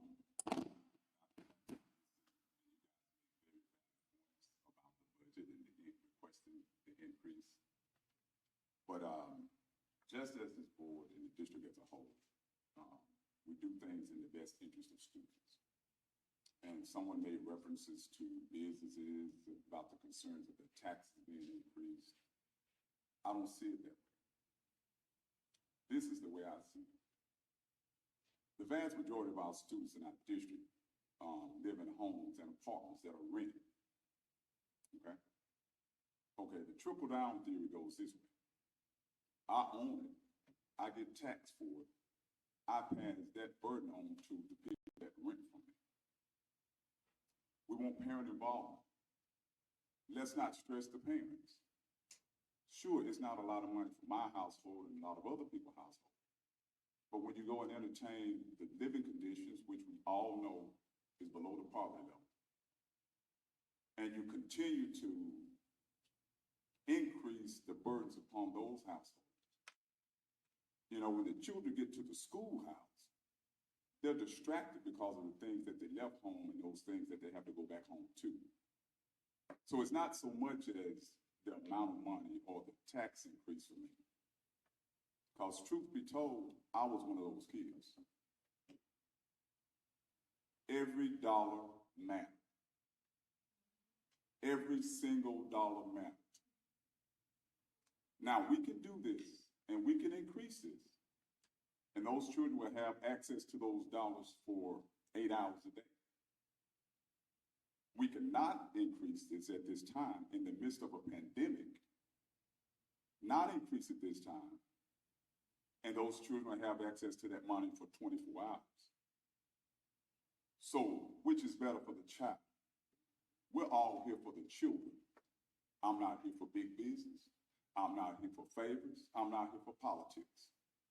I'm here to serve my community and the best interest of these children. And in doing so, if it means that we have to forego and increase another year, so that these children can continue to have access to a mirror, to some of us $50, $60 or whatever, then so be it. That's money toward light bill, groceries in the refrigerator. But we can vote and get the increase and take that money from them, and we can do great things for the school and the buildings. But what have we truly done for the children? It's a big picture, guys. And we all have to paint it together. Timing is of essence.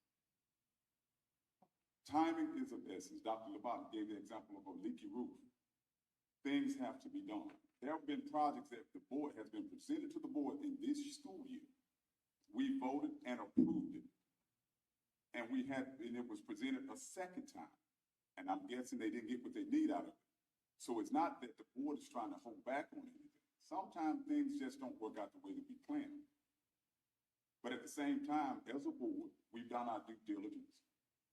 We have to make sure that we continue to do due diligence and look out for the best interest of the whole child, inside school hours as well as outside the school.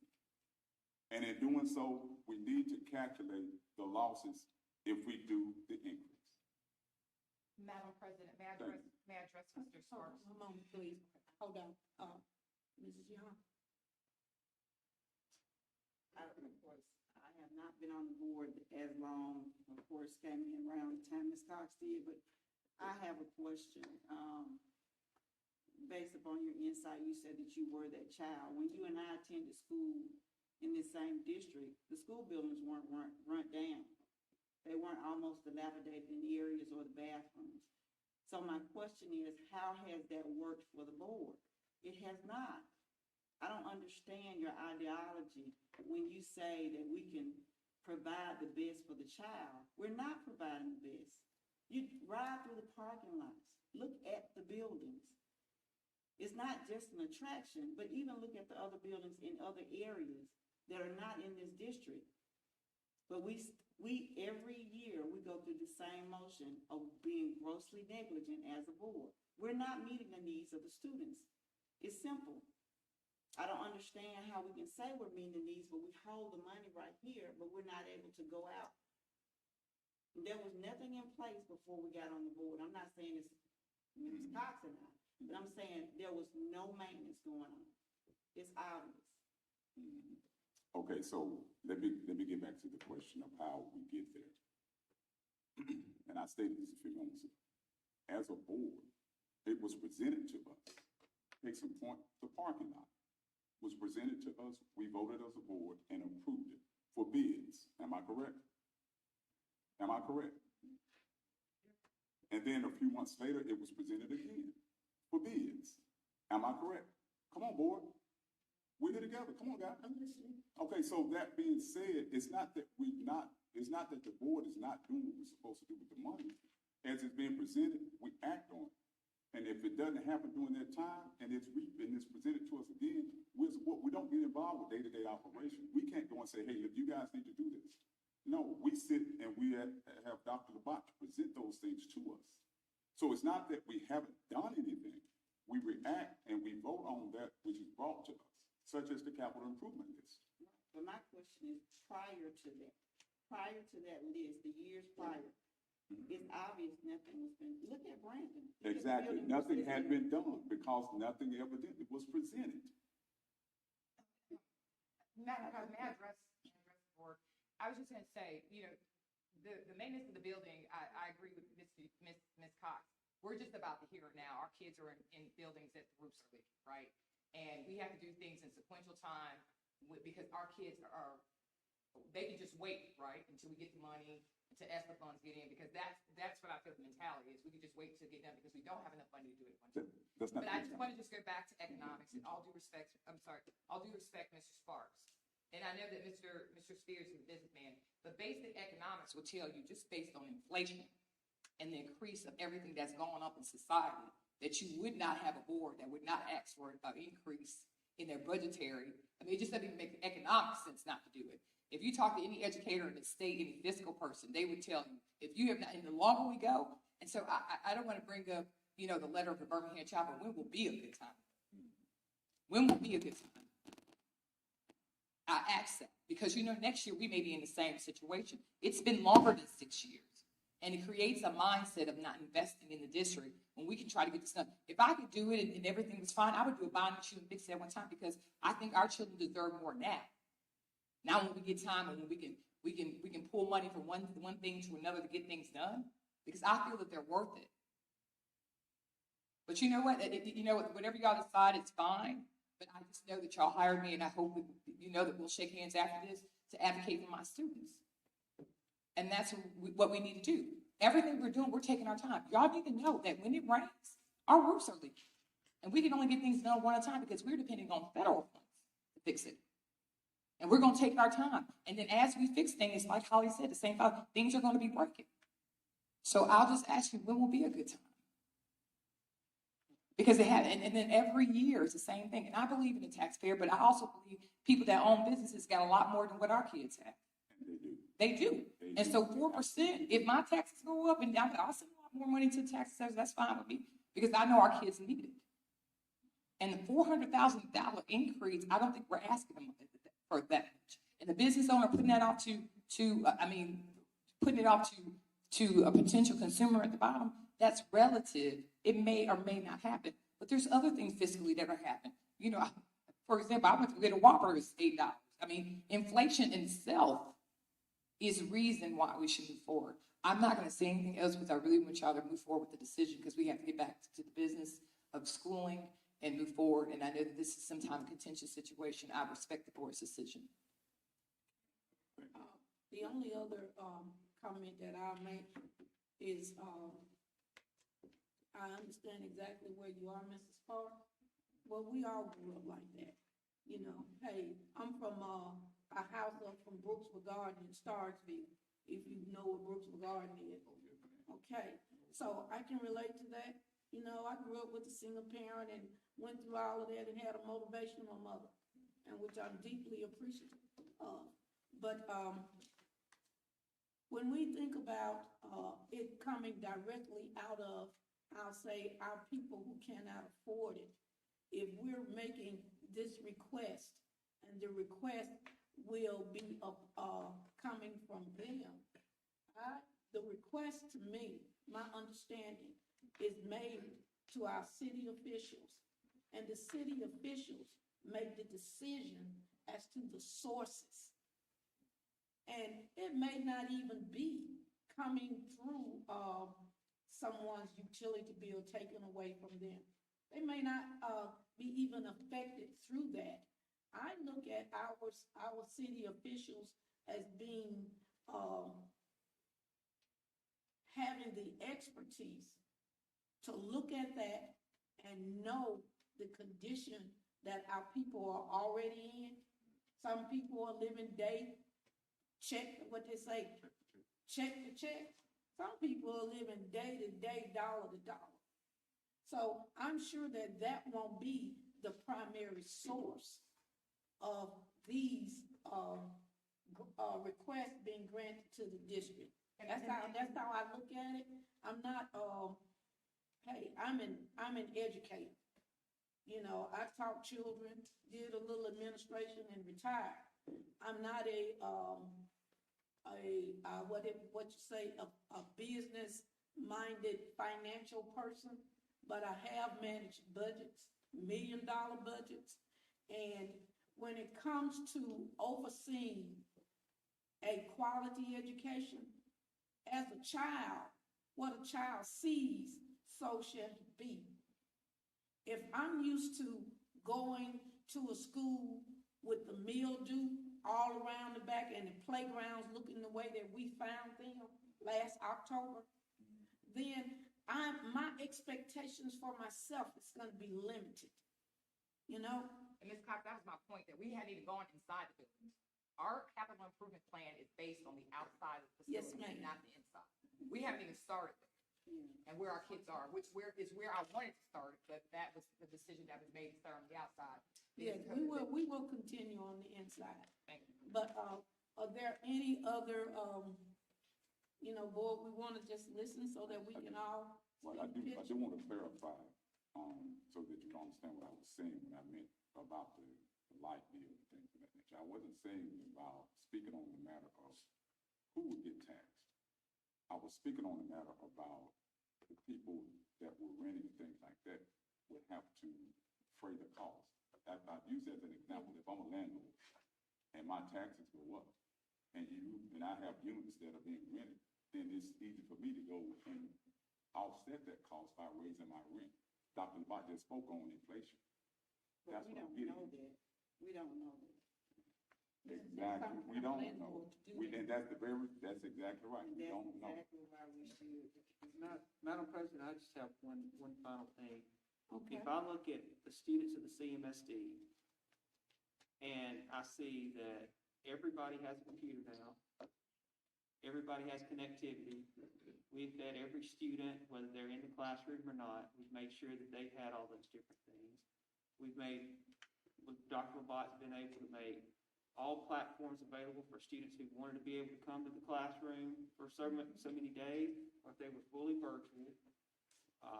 We've had all the services, we've added, this board's approved.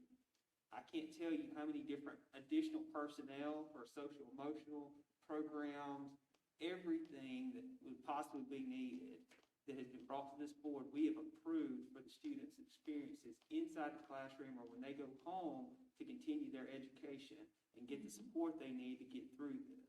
So those are real dollars that have continued to be spent.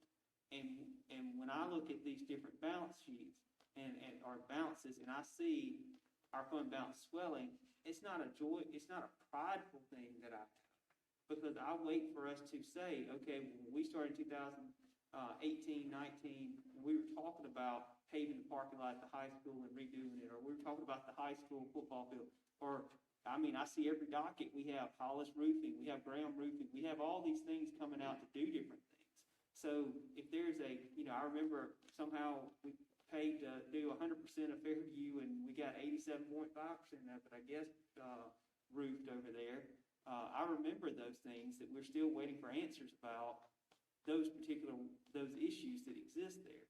So it's not an issue of money. It's not an issue of inaction on the board that's taking away from students. And it's not something that Dr. Bott hasn't brought to us. It's just a matter of us continuing to prioritize where we're meeting, because we wanted kids to have internet 2 years ago, and with CARES Act and other things that Dr. Bott program-wise has instituted with the IT department, now that's a reality. Hotspots that they need them. Computers, we had 1-to-1 from 9th grade through 12. Well, guess what? Everybody that's a student at CMSD through CARES Act money, now through Dr. Bott and her planning, has a computer.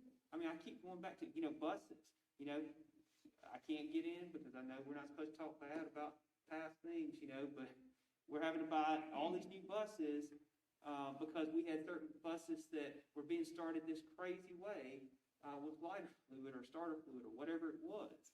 And we didn't know about it until it becomes a problem. Now we need to buy the buses. So I go back to is that I want to be very clear that the students at CMSD are not being underserved, that we are putting dollars in the classroom. And I think we just got an audit to show, and Holly even shows us reports that she has of dollars making it to the classroom versus other places. The state auditor's office was just in here, did us being one of 3 districts across the state, and it showed us effectively using money with the extent of COVID-related issues that came up and the Hunt facility issue that obviously was part of that. Other than that, we're doing a pretty good job as a board and Dr. Bott's administration of doing those things. And so, And Mr. Spears, I respect everything you said, but I would love for you to go inside the building where the children are, the students, and really look at our facilities and bathrooms and the upgrades that we need with hot waters, because there's several things that we need. On the surface, we are doing a lot of positive things and great things. But comparatively to what we need, I think going inside the building and seeing, because I'm pretty sure we are going to find millions of dollars of things that we have to do internally. We've worked on a little at a time, and I couldn't agree more with Ms. Rogers said, that as we maintain and fix these things, more things are going to come. But I think going inside the buildings, which should be a priority for the board, to see the children and see where they are in the facilities, because I guarantee you, the surrounding schools, private or public, will look at some of these facilities and not be happy to get their children are in some of these facilities. A roof leaking, that's some serious things that I don't want to say publicly that could be there. We would like to mitigate these things all at one time, be able to address it. Because there's some questions there, things I want to say on record that could be from years and years of roof leaking. And so, you vote for our kids to wait because they can't wait, and that's your vote and that's your conscience, and I'm accepting to that.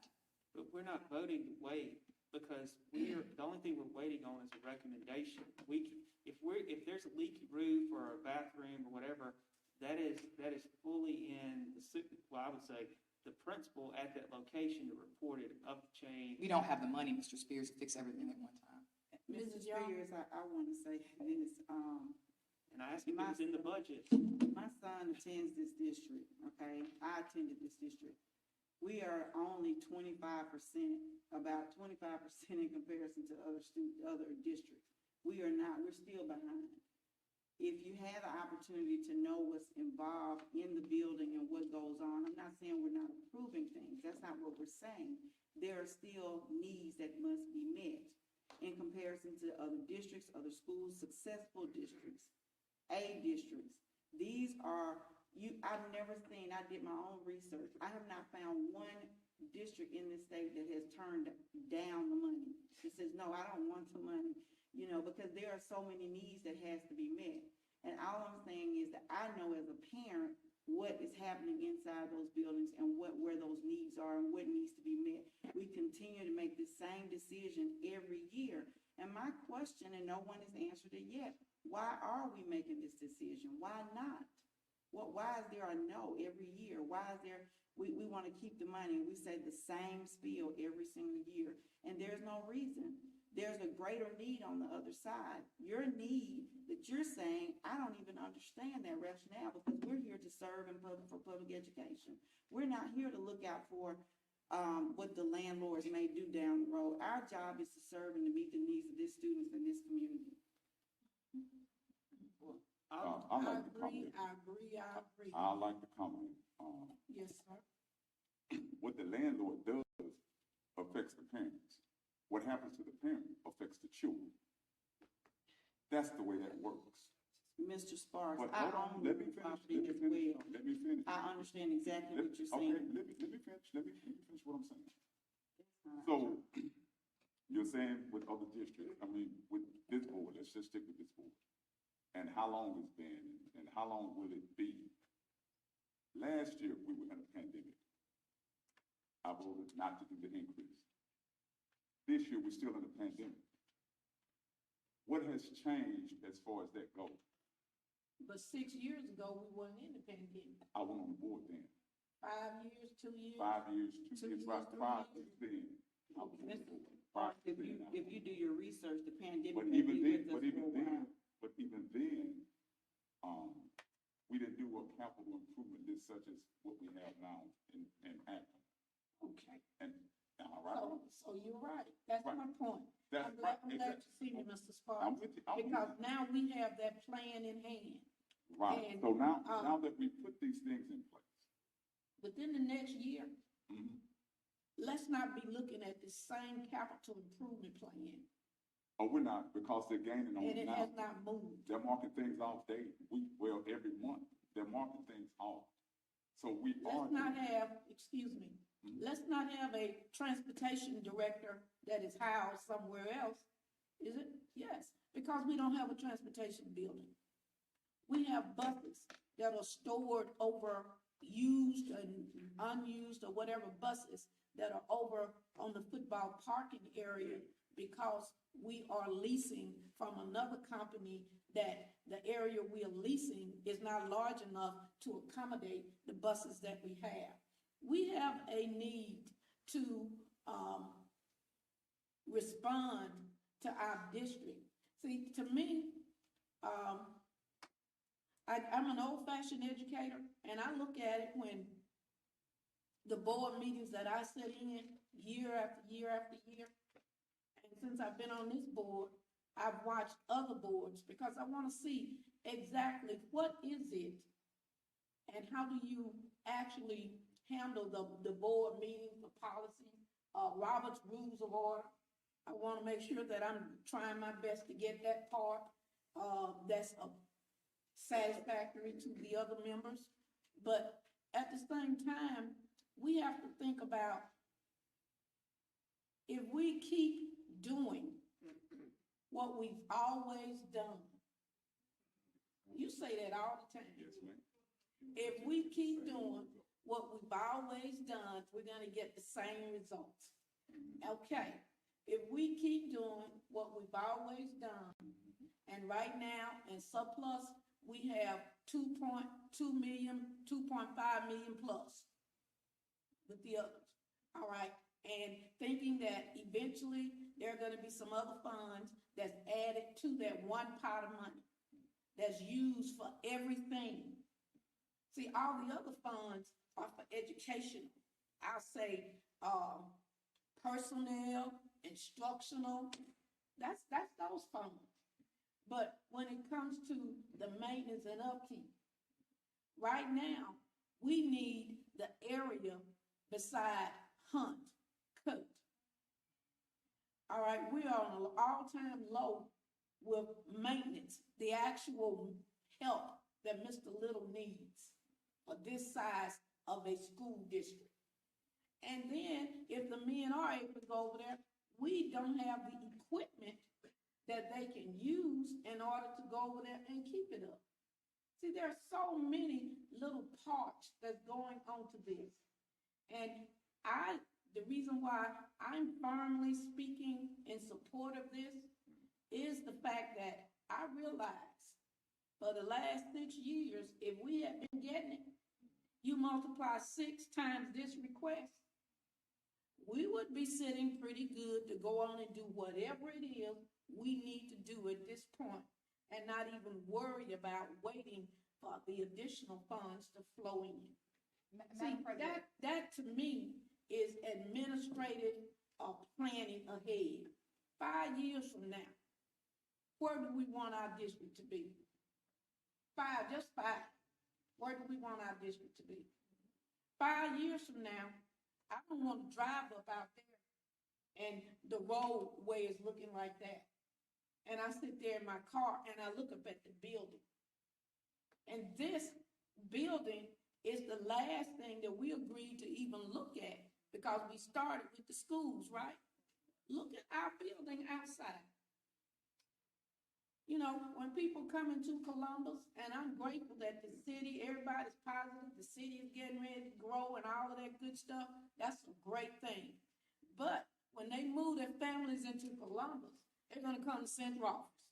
They're gonna drive by to see what the central office is. Central office has to look like a central office.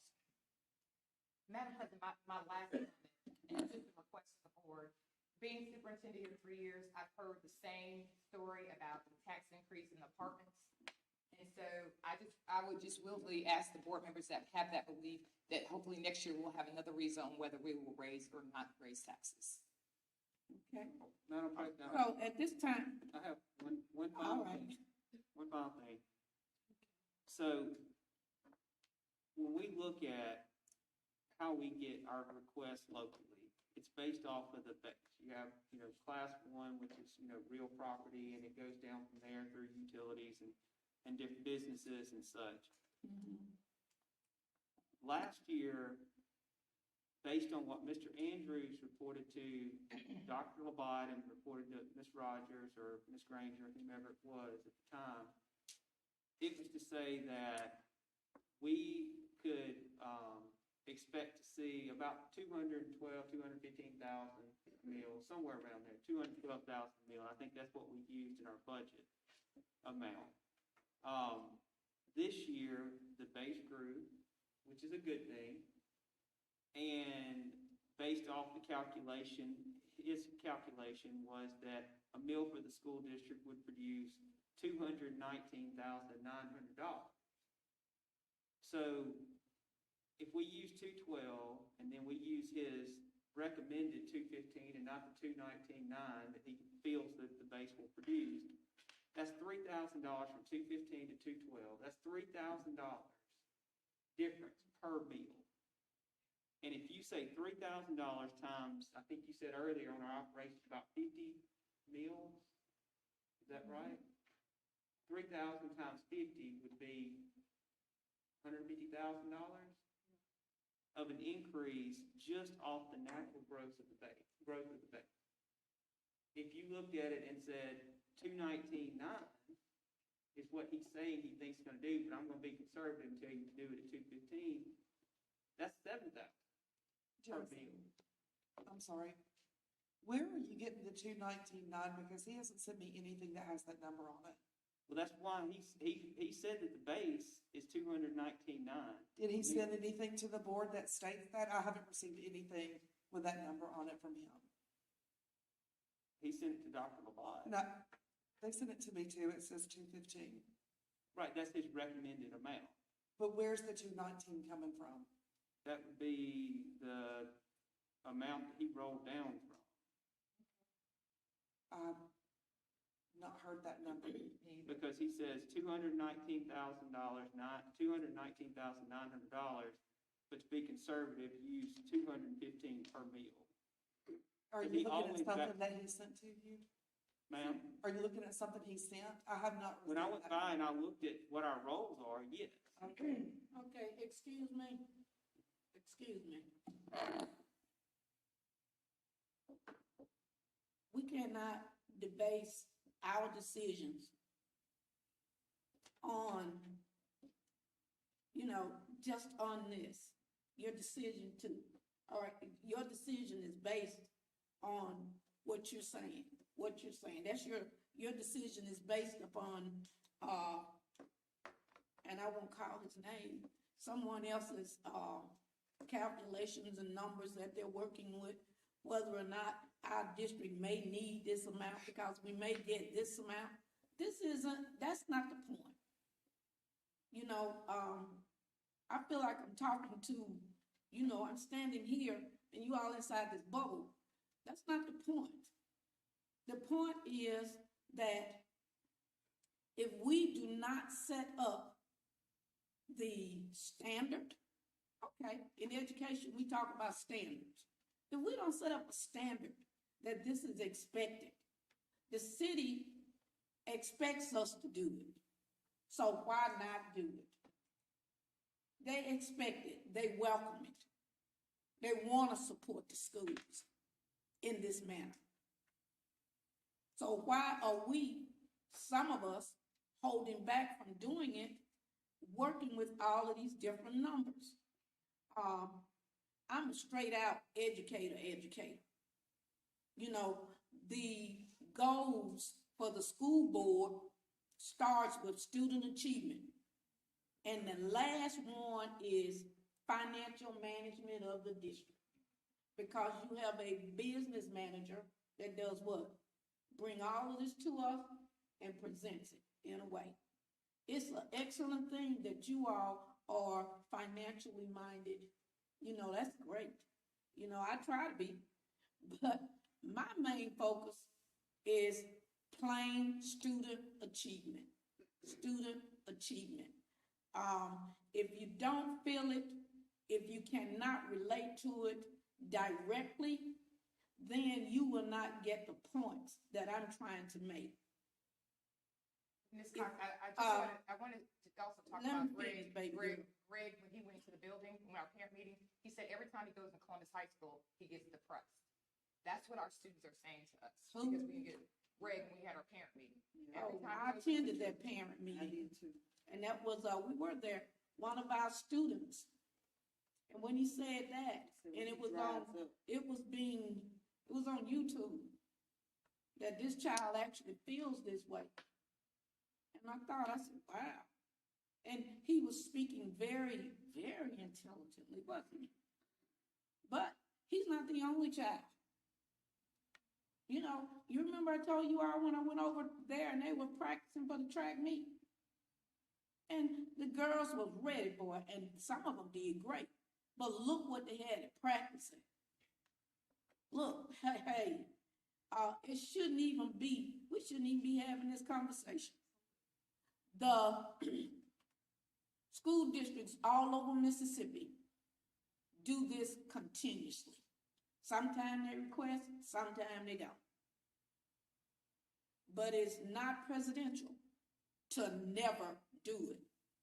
And I'm saying never because we have a history.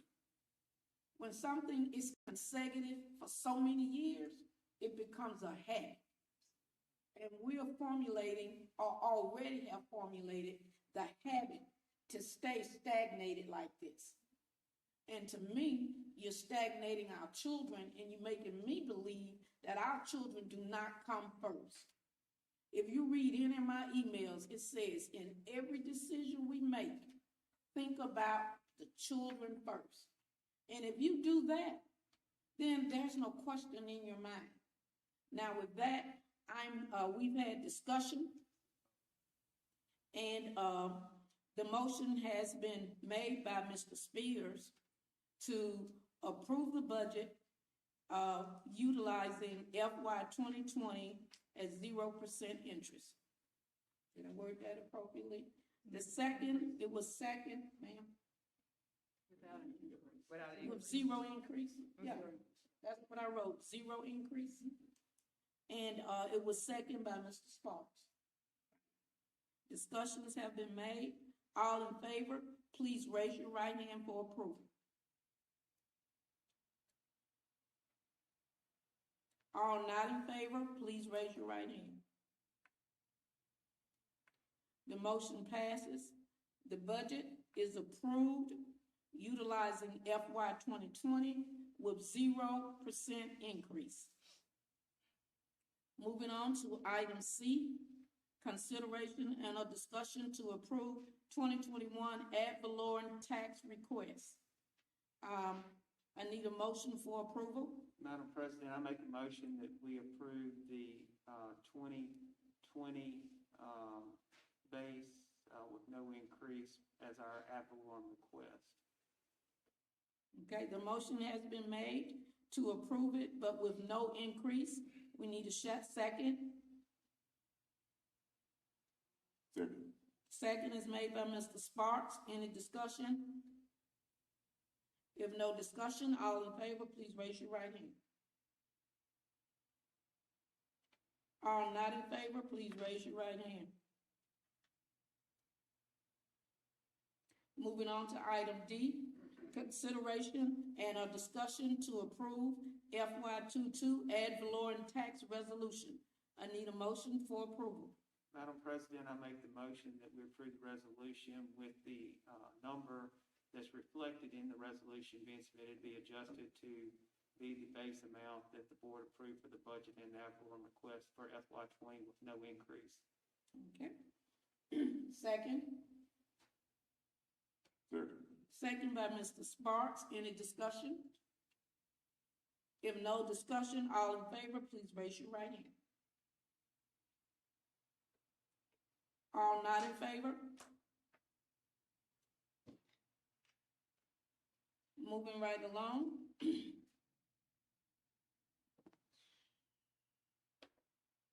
I'm gonna scroll back up. We're at the consent. We're at the consent agenda now, right, Ms. Dr. Shoemaker? Okay. Moving to the consent agenda. Our consent agenda has several items where the district administrators have been pulling together for us different agreements, contracts, handbooks, all the necessary adjustments that they should be making at this time.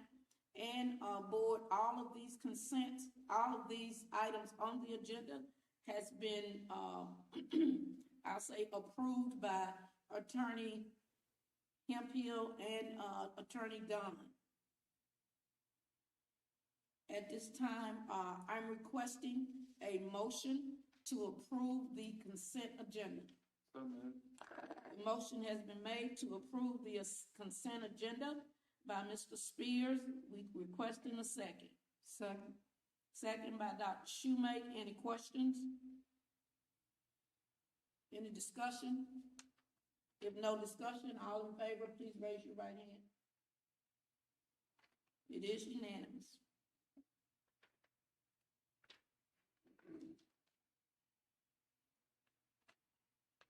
You know, excuse me, I got a lot of.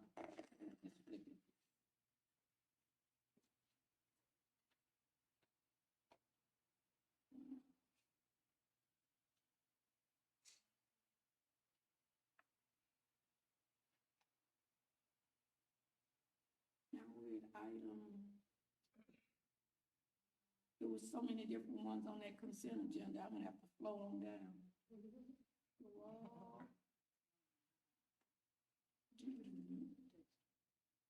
Dates to remember is a part of the consent agenda, but we'll just say that thank you very much for the dates to remember. One date in particular is August 5th. That's our convocation, which will be at Cook Elementary School at 8:30. Teachers' first day back is August 2nd, and the students will return August 6th. We also have some athletic activities where the band, volleyball, cross-country, football, football in August, it's gonna be hot, isn't it? And, and then you, see where we have our board meetings.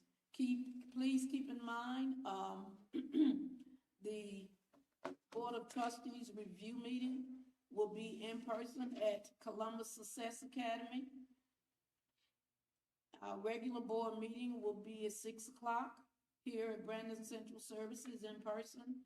And on August 21st, our Board of Trustees quarterly retreat will be here at Brandon at 8:30.